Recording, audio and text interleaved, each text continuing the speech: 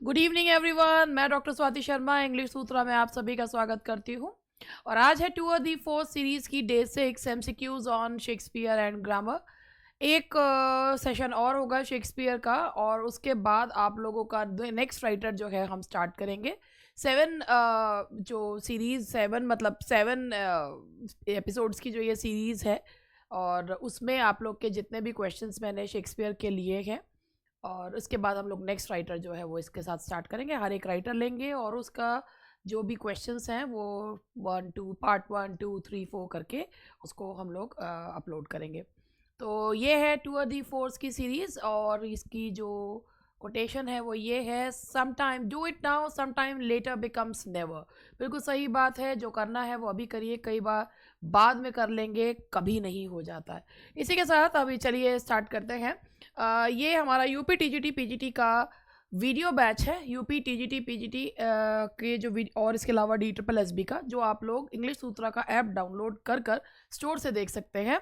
इसमें आपको recorded lectures मिलेंगे, टीजीटी में 4 राइटर्स के, पीजीटी में उसके 17 राइटर्स के, और सभी में आपको लिटरेरी टर्म्स ग्रामर भी इसमें मिलेगी। और इसके अलावा आपको जो स्टडी मटेरियल है वो बुक फॉर्म में आपके घर पर आएगा, चाहे आप टीजीटी का लीजिए, चाहे आप पीजीटी का लीजिए, या कंबाइंड लीजिए। तो इसके अलावा आप 7895937338 पर कॉल कर सकते हैं। आप लोगों के लिए ये बैचेस जो हैं कैनेसिया की तरह हैं, जो आप लोगों को अपने हिसाब से, अपने पेस के हिसाब से तैयारी करने का ये एक आप लोगों के लिए बेटर जो है एक अपॉर्चुनिटी है। और एक मैं आपको एक और बात ये बताती हूँ, ये वीडियोस ऐसे नहीं है कि हमने बनाए और उनको अपलोड कर दिया, ये लाइव क्लास के वीडियोस हैं।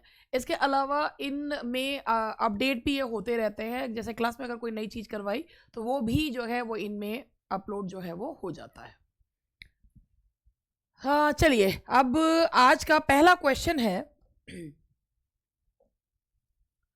Oh, what a noble mind is here, overthrown the courtiers, soldiers, scholars, eye, tongue, sword. Who is the noble mind referred in the above lines from Shakespeare's Hamlet?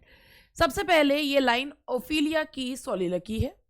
Ophelia जब उस Hamlet जो है Ophelia को ये कहते हैं कि better go to nunnery than be begetters of the sinners. जब ओफिलिया हैमलेट की एक ऐसी स्थिति देखती है जिसमें उसको लगता है कि Hamlet has lost control over his mind, तो ये स्पीच जो है वो ओफिलिया की है, जिसमें कहते हैं कि what a Nobel mind is here overthrown, कि विटनबर्ग यूनिवर्सिटी से पढ़कर आया, कोर्टियर सोल्जर स्कॉलर्स आए, कि वो जो है एक पढ़ा लिखा व्यक्ति है, एक दरबारी की तरह उसमें पॉलिटिकल जो है उसकी जो है इंस्टिंक्ट है, और जो है वो एक बहुत मतलब ग्लिप टॉकर है। और क्या उसका हाल हुआ है कि now he has lost control over his mind. तो ये ओफिलिया के वर्ड्स हैं हैमलेट के बारे में, और ये जो नोबल माइंड कहा गया है ये हैमलेट को कहा गया है। तो ये जो नोबल माइंड है ये हैमलेट को कहा गया है, option D.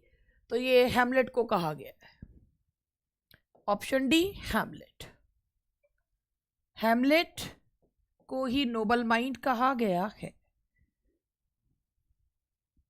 Question number 2, most friendship is feigning and most loving mere folly.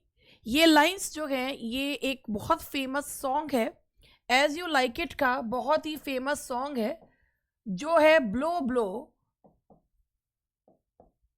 The winter wind. ये सॉन्ग जो है वो एमियंस ने गाया है, जो कि एक कोर्टियर है और ड्यूक सीनियर के साथ रह रहा है फॉरेस्ट ऑफ आर्डन में।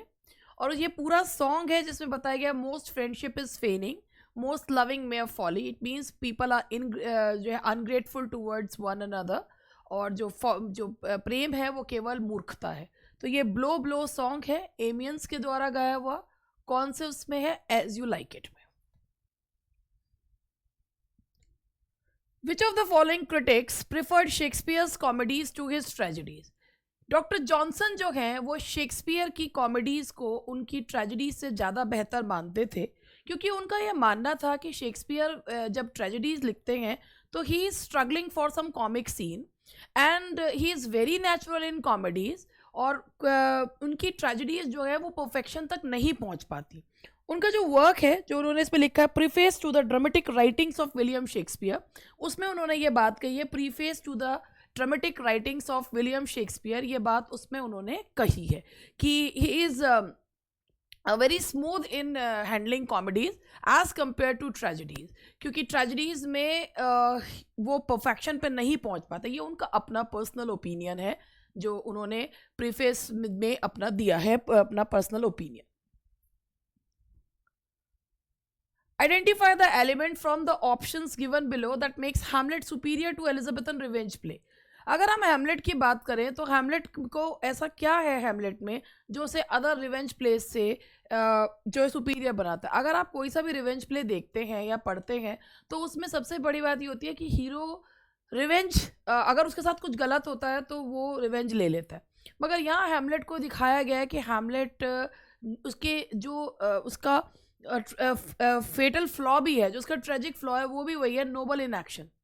कि नोबल इन एक्शन है कि वो इतना अच्छा है, इतना भला है कि वो कोई भी मतलब कोई भी वेंजफुल एक्ट लेने से पहले वो सोचता है टू बी और नॉट टू बी, वो अपने बारे में सोच रहा है कि वेदर आई शुड डाई और आई शुड लिव। और मतलब वो हमेशा हर चीज़ पे कई बार सोचता है कि क्या उसे रिवेंज लेना चाहिए या नहीं लेना चाहिए।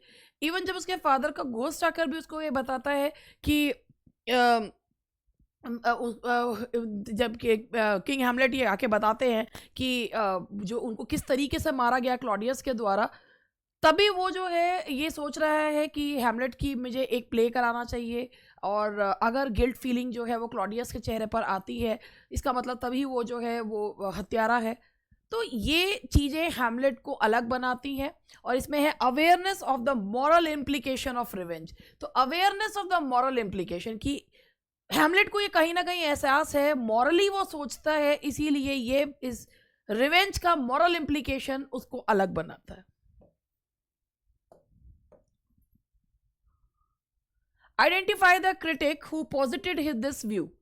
The levity of Hamlet, his repetition of phrase, his puns are not a part of deliberate of dissimulation but a form of emotional relief. T S. Eliot का एक बहुत ही फेमस जो है वो एस्से है हैमलेट एंड हिज प्रॉब्लम्स, और उसमें उन्होंने ये अपना तर्क, अपना जो है वक्तव्य दिया है कि हैमलेट एंड हिज प्रॉब्लम्स लिखा है किसने? टी.एस. इलियट ने लिखा है। और उसमें उन्होंने बताया कि हैमलेट की लेविटी यानी कि हल्कापन, उसके फ्रेजेस को रिपीट करना, ये और कुछ नहीं है, ये एक इमोशनल जो है रिलीफ का फॉर्म है। एंड इट इज़ मतलब it is the short coming of a dramatist. तो हैमलेट का उनको जो है आर्टिस्टिक फेलियर कहते हैं, ऑब्जेक्टिव को रिलेटिव नहीं है। और ये जो वर्ड्स उन्होंने कहे हैं टी.एस. इलियट ने अपने work Hamlet and his problem नाम के एस्से में उन्होंने ये शब्द कहे हैं। Which of the following is the dominant theme of Shakespeare's famous play King Lear? King Lear जो कि आधारित है कि किंग लियर जो कि एक डोटिंग किंग है और 80 ईयर्स ओल्ड हैं, और वो अपनी तीनों बेटियों में राज्य बांटना चाहते हैं कि कौन उन्हें सबसे ज़्यादा प्यार करती है। मगर होता ये है कि कॉर्डिलिया बिल्कुल सच बोलती है, रीगन एंड गॉनरिल झूठ बोलती हैं। उसके बावजूद भी वो अपना राज्य गॉनरिल और रीगन को दे देते हैं क्योंकि वो फ्लैटरिंग से बहुत ज़्यादा खुश होते हैं। और बाद में किस तरीके से उनकी बेटियां ही उनको धोखा देती हैं। तो फिलियल इनग्रेटिट्यूड, बेटियों की कृतज्ञता की इस प्ले की फेमस थीम है, तो that is filial ingratitude. Which of the following plays of Shakespeare does not belong to the last phase of his career? Shakespeare ने अपने लास्ट फेज में रोमांसेस लिखे हैं जिसमें सिम्बलीन, विंटर्स टेल और टेम्पेस्ट आते हैं। और जो उनका मच अडो अबाउट नथिंग है वो उनके अर्ली वर्क्स में आता है, पात का बतंगड़ बनाना, जिसमें बीट्रिस एंड बेनेडिक्ट जो कैरेक्टर्स हैं। और किल क्लॉडियो, इससे पहले मैंने एक क्वेश्चन भी करवाया था कि क्लॉडियो हीरो, और ये जो है मच अडो अबाउट नथिंग। तो ये जो है मच अडो अबाउट नथिंग उनकी शुरुआती प्रयोग, उनके करियर के शुरुआती वर्क्स में से है, ये लास्ट फेज का नहीं है।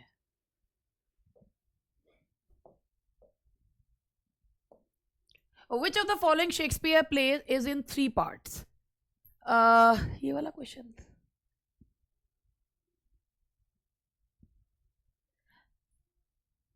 ये वाला क्वेश्चन तो मैं स्किप कर रही हूँ। एक बहुत ही साधारण सा क्वेश्चन है ना, मुझे इसमें समझाना कुछ ना कुछ करना, इस क्वेश्चन को क्या करूं करवा के। Which of the following plays is a social satire dealing with the fashion and fads of the day. और अगर आपको लगता है कि मुझे करवा देना चाहिए तो करा दूंगी वो भी। देखिए, which of the following plays is a social satire dealing with the fashion and fads of the day. Fads का मतलब होता है एक ऐसा जो एक ऐसी थ्योरी जो उस समय के बहुत सारे लोग मानते हैं, फैशन जो चल रहा है, ट्रेंड में है। और फैड मतलब होता है कि एक थ्योरी, एक ओपिनियन जो बहुत सारे लोग जिसे फॉलो करते हैं।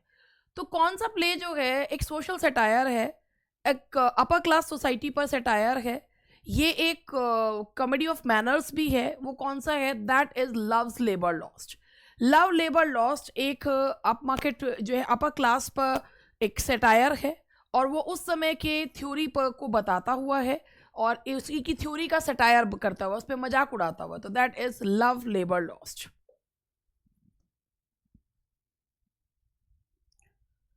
William Shakespeare's love labour lost was a free adaptation of. अब एक्चुअली क्या है कि इसमें सोर्स नहीं पूछा है, ठीक है, क्योंकि अगर सोर्स होता तो वही, इसका सोर्स इसमें नहीं है। वो है कि फ्री अडेप्टेशन, किसका अडेप्टेशन, किस के फॉर्म में लिया गया, किसका अडेप्टेशन है।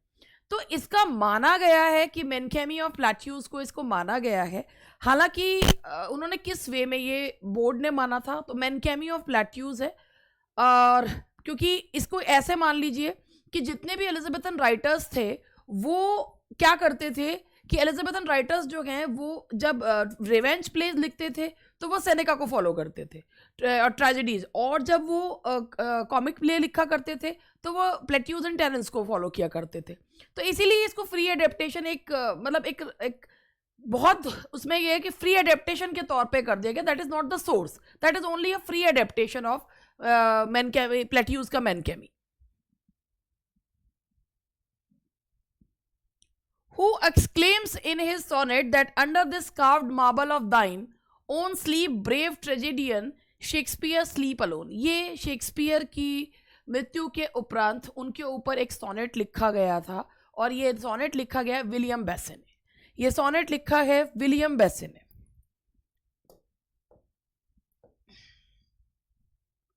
Which of the following place depicts middle class provincial life. Middle class provincial life अगर हम बात करते हैं तो जो मेरी वाइफ्स ऑफ विंसर है, मेरी वाइफ्स ऑफ विंसर जो एक प्ले है जिसके बारे में एक आता है कि क्वीन एलिजाबेथ ने कहा था कि I want to see Falstaff in love, and that's why Shakespeare ने फॉल्स्टॉफ को लव में दिखाने के लिए एक मिडिल क्लास विमेन पर आधारित एक प्ले जो है वो लिखा, और वो जिसमें फॉल्स्टॉफ को दो मिडिल एजेड विमेन से से फ्लर्ट करते हुए दिखाया जाता है और कैसे वो उसको सबक सिखाती हैं। तो ये एक मिडिल क्लास प्रोविंशियल लाइफ को जो है वो दिखाता है, विंसर की मिडिल क्लास प्रोविंशियल लाइफ को दिखाता हुआ प्ले है the merry wives of Windsor.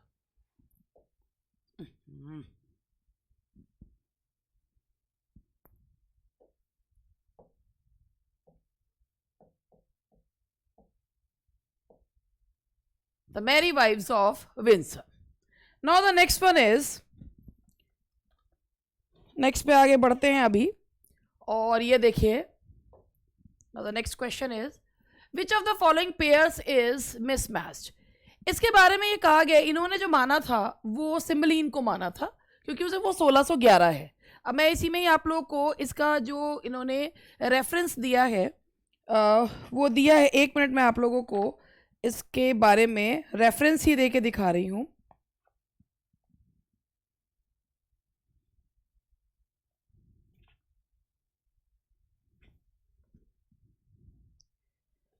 और ये रेफरेंस मैंने भी कहीं पढ़ा था कि इसमें दो जो हैं वो इसमें मिसमैच्ड हैं, ट्वेल्थ नाइट और सिम्बलिन, मगर उन्होंने सिर्फ सिम्बलिन को माना था क्योंकि ट्वेल्थ नाइट कई जगह 1601 ही दिया हुआ है। तो इन्होंने जो है वो बोर्ड ने जो माना था वो सिम्बलिन को माना था, और कि ये मिसमैच्ड है 1611 की जगह 1608 जो है वो उसका दिया हुआ है। तो इसका जो रेफरेंस था वो लोगों ने जो दिया था वो दिया था विलियम जे लॉन्ग की बुक और डेविड डेचेस में से दिया था कि दो मिसमैच्ड है, मगर उन्होंने जो माना था वो सिम्बलिन को माना था। Who utters the word O cause cause cause my pretty little cause. ये इस तरीके के जो क्वेश्चंस आते हैं जो डेट वाले होते हैं, इनमें कन्फ्यूज़न इसलिए रहती है क्योंकि किसी किताब में कोई सा दिया रहता है, किसी किताब में कोई सा दिया रहता है।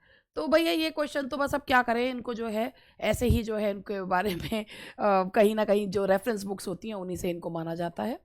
Who utters the word, oh cause, cause, cause, my pretty little cause, that thou didst know how many fathom deep I am in love। ये as you like it में जो ये लाइंस हैं ये रोजालिंड के द्वारा बोली जाती है कि दैट कि तुम नहीं जानती, वसीलिया से कह रही है कि हाउ मैनी फैदम डीप, कि कितना गहरे प्यार में वो है। ये लाइंस रोजालिंड की लाइंस हैं।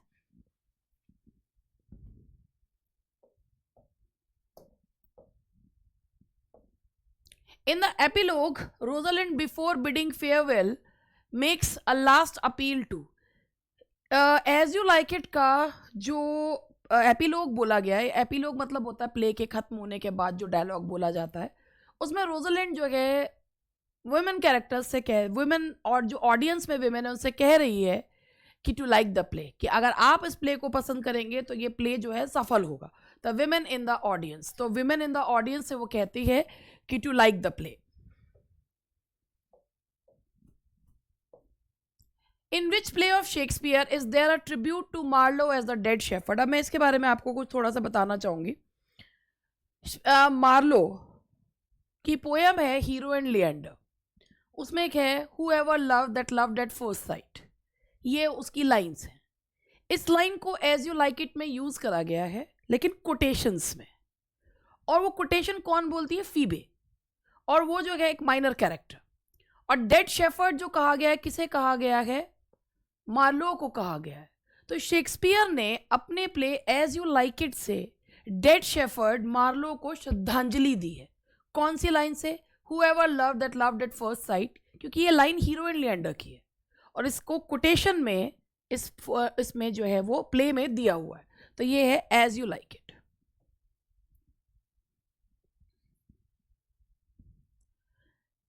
As flies to wanton boys are we to gods, they kill us for their sport, who uttered these lines। ये लाइंस जो है ये किंग लियर की बहुत फेमस, किंग लियर प्ले की बहुत फेमस लाइंस है, और ये लाइंस जो हैं वो ग्लाउसेस्टर के द्वारा बोली गई हैं। जब ग्लाउसेस्टर को अंधा कर दिया जाता है, वो हीथ पर घूम रहे हैं, तो कहते हैं as flies to wanton boys are we to God. जैसे मक्खियाँ जो हैं वो लड़कों के लिए होती हैं, क्या हम जो हैं वो भगवान के लिए हैं। The killers for the sport, वो हमें अपने स्पोर्ट के लिए मार देते हैं। तो ये लाइंस ग्लाउसेस्टर की है King Lear.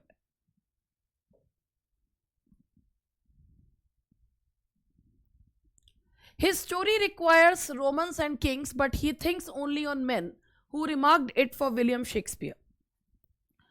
His story requires Romans and kings, ये डॉक्टर सैमुअल जॉनसन की लाइंस हैं कि उनकी स्टोरी को रोमन्स एंड किंग्स चाहिए, मगर वो जो है सिर्फ इंसानों के बारे में सोचते हैं। ये भी सेम जो है उनका वही जो मैंने आपको बताया भी था कि उनका वर्क है preface to the dramatic writings of William Shakespeare. Preface to the dramatic writings of William Shakespeare.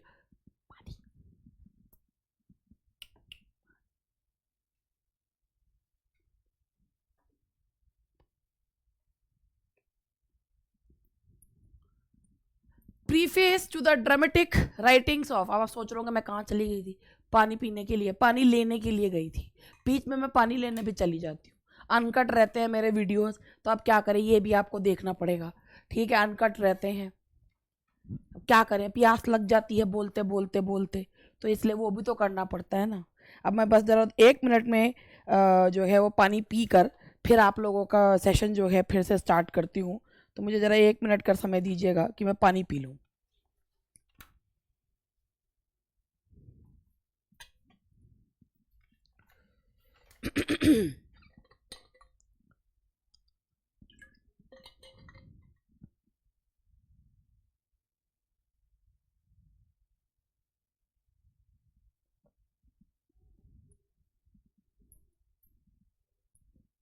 चलिए आगे बढ़ते हैं।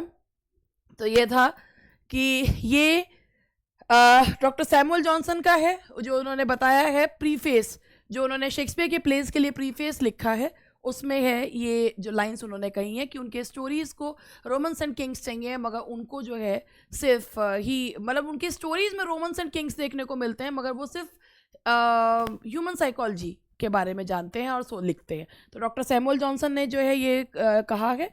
उसके बाद हम आगे बढ़ते हैं। Who called Shakespeare the largest and most comprehensive soul. अब ये जो टर्म है ये जो है दिया है किसने? ड्राइडन ने।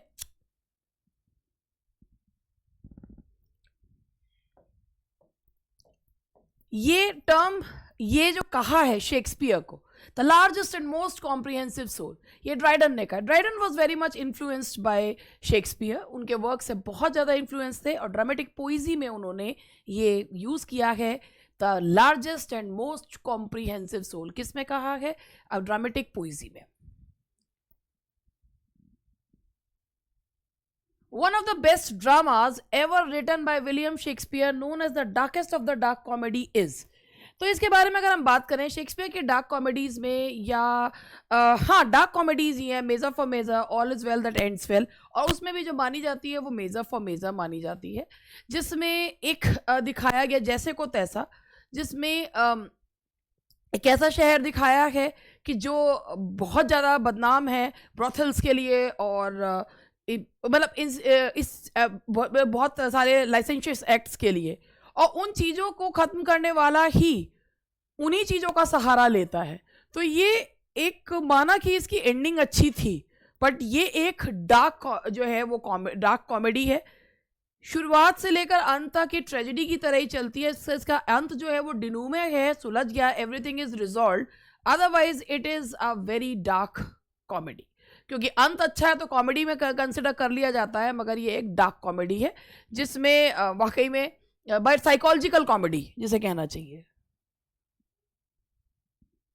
एंजल्स आर ब्राइट स्टिल दो द ब्राइटेस्ट फेल, ये मकबेथ में लाइन्स है, मकबेथ प्ले में लाइन है। ये लाइन मेलकॉम के द्वारा बोली जाती है जब वो कहता है कि एंजल्स आर ब्राइट, एंजल्स बहुत ब्राइट होते हैं, लेकिन जो सबसे ज़्यादा ब्राइटेस्ट होता है ना, सबसे ज़्यादा पतन भी उसी का होता है। और यहाँ पे जो उन्होंने कहा है वो मकबेथ को नहीं कहा, उन्होंने लूसीफर को कहा है कि लूसीफर सबसे ज़्यादा जो है he was the brightest angel, मगर he was driven out of the heaven just because of his ambition. उसको उसके एम्बिशन की वजह से निकाल दिया Satan, Lucifer then he became Satan. तो उसको क्यों निकाल दिया गया? क्योंकि उसके खुद के एम्बिशन की वजह से। तो ये लाइंस मेलकॉम की हैं, किसके लिए बोली गई हैं? लूसीफर के लिए। तो ये बहुत मतलब इसमें कंफ्यूजन ये हो सकता है कि मकबेथ के लिए कही हैं, ये लूसीफर के लिए उन्होंने ये लाइंस कही।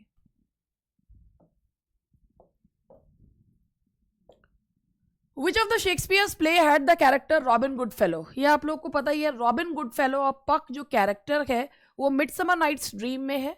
मिडसमर नाइट्स ड्रीम जो कि एक ऐसा प्ले है जिसमें शेक्सपियर ने एक, वैसे तो वो लाइट हार्टेड कॉमेडी था मतलब है, लेकिन उसमें सुपरनैचुरल एलिमेंट्स हैं और उसमें सेक्सुअल पॉजेसिवनेस की भी थीम जो है वो इसमें दिखाई गई है। तो मिडसमर नाइट्स ड्रीम जो जिसमें कैरेक्टर है रॉबिन गुडफेलो, जो कि एक बहुत ही ज़्यादा शैतान जो है वो परी है, पक। Which of Montaigne's essay inspired Shakespeare to draw the character of Prospero? Shakespeare के कैरेक्टर जो कैरेक्टर ऑफ प्रोस्पीरो सर्वेंट, प्रोस्पीरो के सर्वेंट कौन था? प्रोस्पीरो कौन से प्ले का है? टेम्पेस्ट। टेम्पेस्ट में प्रोस्पीरो कहाँ जाता है जब उसको उसका किंगडम यूजर्प कर लिया जाता है? वो एक एन्चेंटेड आइलैंड पे, एन्चेंटेड आइलैंड में जो कि साइकोरेक्स का था, मगर साइकोरेक्स जो है वो मर जाती है, उसका बेटा कैलिबान जो है वो वहाँ पे रह जाता है। ये कैलिबान का जो कैरेक्टर है ये शेक्सपियर ने लिया है मॉन्टेन के essay of the cannibals, of the cannibals से लिया है। और जैसा कि आप सभी जानते हैं कि Montaigne is regarded as the father of essay, father of English essay तो बेकन है, फादर ऑफ एसे, और उनका एक वर्क है ऑफ द कैनिबल्स जिससे शेक्सपियर ने कैलिबान का कैरेक्टर जो है वो लिया है।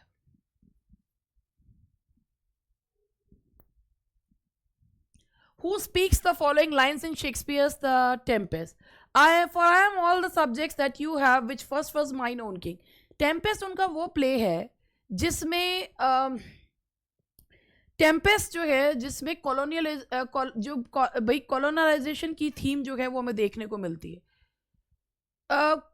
क्यों है? क्योंकि इसमें प्रॉस्पिरो जो है वो कैलिबान के आइलैंड को कॉलोनाइज्ड कर लेते हैं और कहीं ना कहीं इसके थ्रू शेक्सपियर ने अपना जो है कॉलोनाइजेशन का भी वो दिखाया है। अब इसमें कैलिबान जो है वो कह रहे हैं फॉर आई, जो कैलिबान के शब्द है, for I am all the subjects that you have which first was mine own king. ये जो चीज़ें तुम यूज़ कर रहे हो प्रॉस्पिरो वो पहले मेरी थी। तो ये किसके शब्द हैं? ये शब्द हैं कैलिबान के। The line present fears are less than horrible imaginings appear in. ये लाइंस जो है मकबेथ की हैं कि आज जो डर लग रहा है वो कम है, जो भविष्य का सोच का कि डंकन की हत्या करने के बारे में सोच के वो ज्यादा हॉरिबल है। तो दैट इज मकबेथ।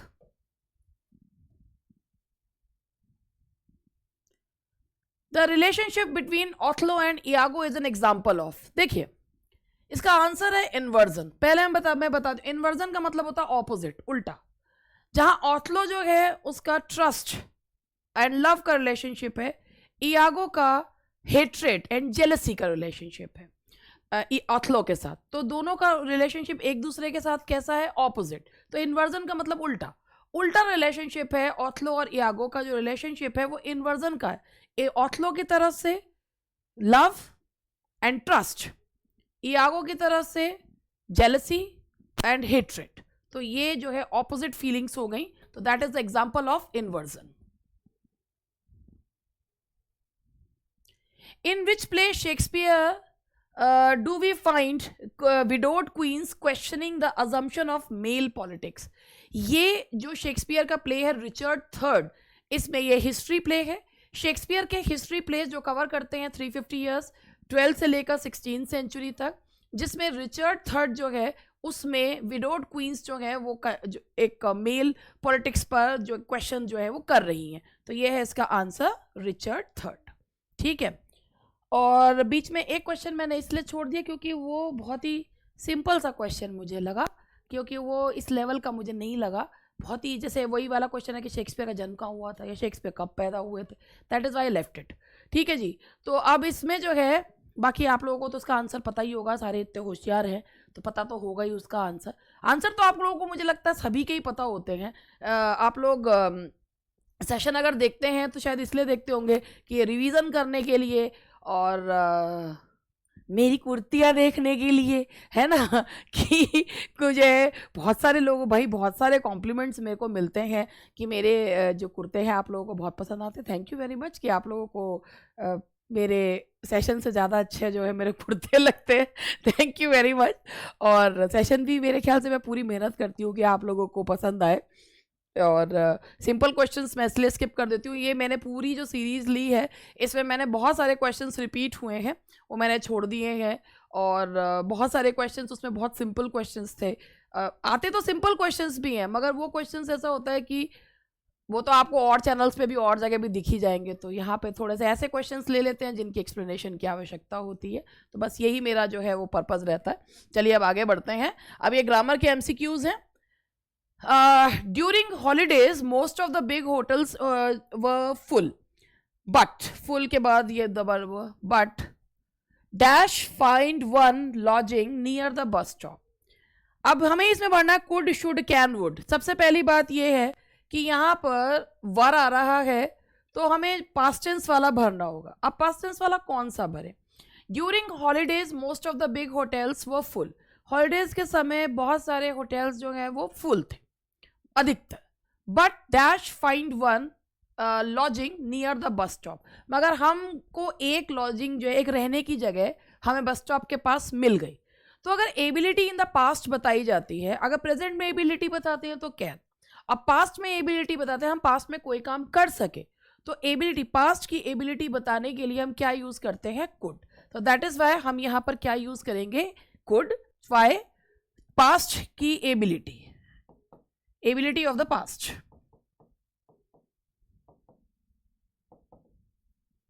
पास्ट की एबिलिटी बताने के लिए हम यहां पर कुड का यूज करेंगे।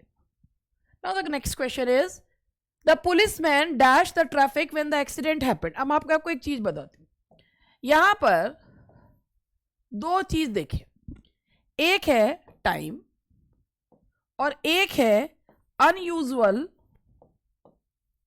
या इंसिडेंट, या अनयूजुअल मत भी करिए, incident.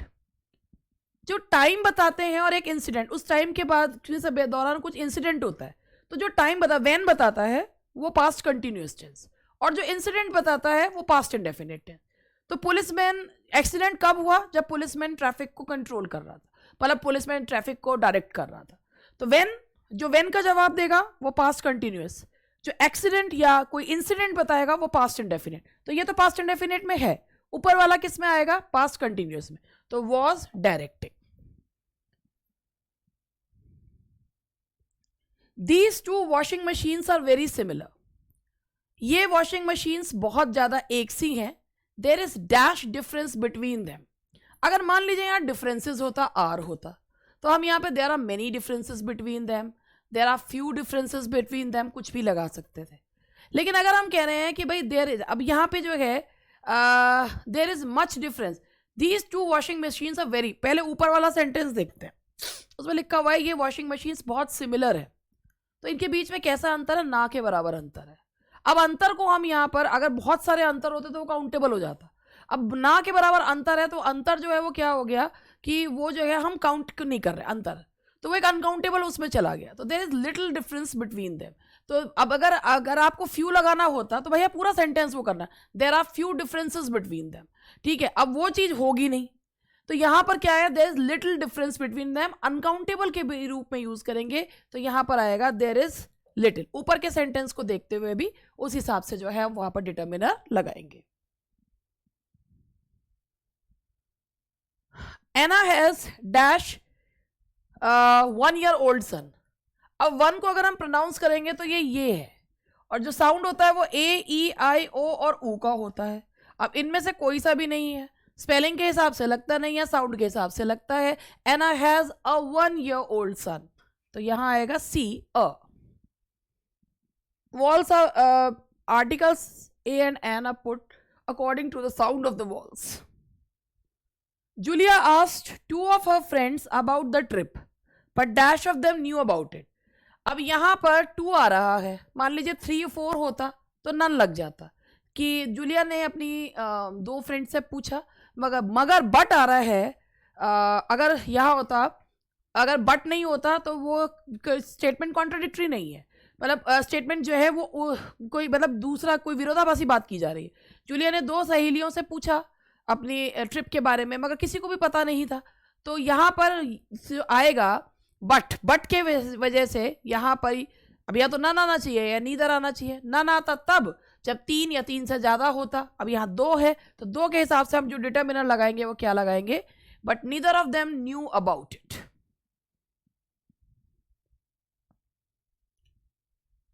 There were 4 plates on the dining table. Dash plate was different color. अगर संख्या दे रखी होती है तो संख्या दे रखी है तो ईच एंड एवरी का डिटर्मिनर है तो हम ईच यूज करते हैं, क्योंकि जब संख्या और एवरी जो है वो ऑल का सिंगुलर है, तो एवरी के साथ कभी भी संख्या नहीं यूज करते। ईच संख्या के साथ भी 2 के लिए भी यूज होता है, 2 से ज्यादा के लिए भी यूज होता है। नंबर्स आएंगे तो भी हम ईच का यूज करते हैं, तो दैट इज वाई हम यहाँ पे क्या कहेंगे? Each. There were 4 houses and each of the house was white. तो इसका मतलब है कि भाई जब नंबर दिया हुआ हो तो यूज ईच।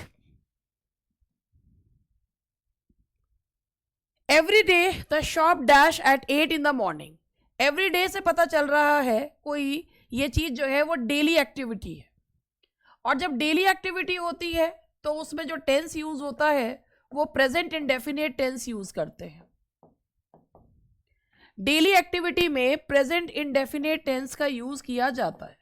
तो इसमें ये every day the shop dash at 8 in the morning, तो शॉप के हिसाब से opens at 8 in the morning।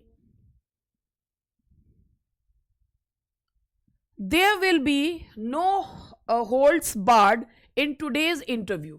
ये एक ईडियम है जिसका मतलब है जिसमें कोई भी restrictions नहीं रखा जाएगा। There will be no holds barred मतलब there will be no restriction, कोई restriction नहीं होगी।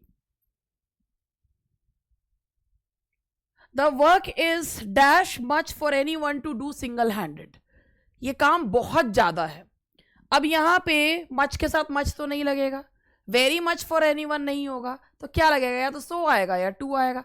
टू मच का मतलब होता है जब इतना ज़्यादा है किसी के लिए. तो यहाँ पर सो इसलिए लगा सकते हैं, अगर सो लगाएंगे तो दैट कंजंक्शन लगाना होगा रिजल्ट बताते हुए. और यहाँ पर हम क्या लगाएंगे, टू मच, किसी की एबिलिटी बताते हुए है टू मच. तो यहाँ दैट होता तो सो लगाते, अब यहाँ पर लगाएंगे हम too much for anyone to do single handedly. To do single handedly आएगा. You dash have watered the flowers for it is going to rain. तुम्हें पानी नहीं डालना चाहिए था क्योंकि बारिश होने वाली है. तो पानी नहीं डालना चाहिए था. यू, या तो आप इसमें कहेंगे पानी डालने की जरूरत नहीं थी. तो तुम्हें पानी, भाई किसी काम को करने की जब जरूरत नहीं होती है तो हम उसमें क्या लगाते हैं, नीड नॉट. और पास्ट में बोलते हैं पानी डालने की जरूरत नहीं थी तो हम क्या लगाते हैं, नीड नॉट हैव. किसी काम को करने की जरूरत, जैसे कि अगर जब कोई जब कहीं पर जाते हैं शादी वगैरह में और लिफाफा देते हैं, आपको ये सब लाने की ज़रूरत नहीं, you need not have brought this. तो ये जो है ये एक हमारा कर्टसी होती है, हमारे थैंक यू कहने का तरीका होता है. तो वही चीज़ है कि यू नीड नॉट, किसी काम को करने की ज़रूरत नहीं थी मगर फिर भी कर दिया, तो you need not have watered the flowers for it is going to rain.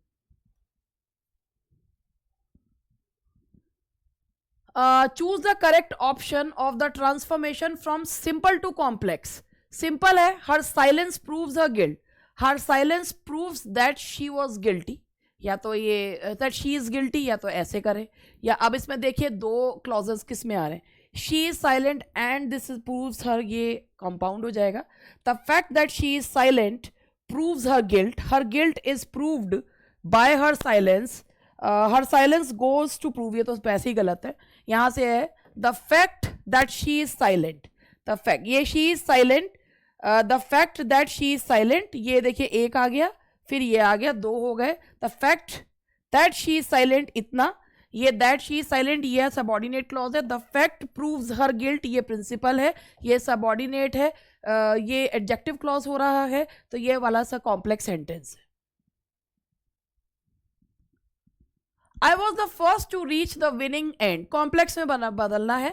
I was the first, first को जो क्वालिफाई कर रहा है वो who reach the winning end. I only, it was me alone. I was the first winner to have reach. ये देखिए I was the first, complex में बदलना है, फर्स्ट को कर रहा है, तो ये यहाँ पर हो गया, अपने से पहले आने वाले नाउन को कर रहा है. I was the first who reach the winning and, तो ये हुआ आपका प्रिंसिपल, ये हुआ सबऑर्डिनेट, एडजेक्टिव क्लॉज है, ये हो गया आपका कॉम्प्लेक्स सेंटेंस.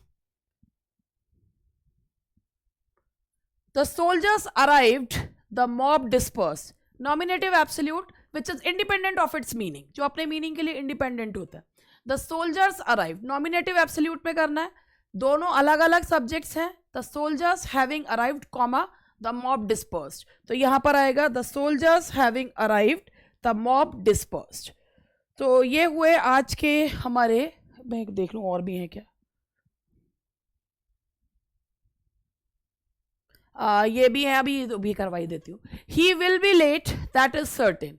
ये इसमें है which of the following options is the correct option for combining the given simple sentence into a complex sentence. दो सिंपल सेंटेंसेस हैं, उन्हें कॉम्प्लेक्स में बनाना है.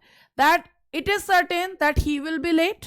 अब देख लीजिए, दैट इज सर्टेन, या यहाँ that he will be late. It is certain that he will B, that is certain that he will be late. आप इसको साधारण तौर से बनाइए. इट इज सर्टेन, ये निश्चित है क्या, that he will be late. It is certain what, noun clause आ रहा है, तो ये हुआ आपका complex sentence. So that's all for today. I hope कि ये सेशन आप लोगों को पसंद आए.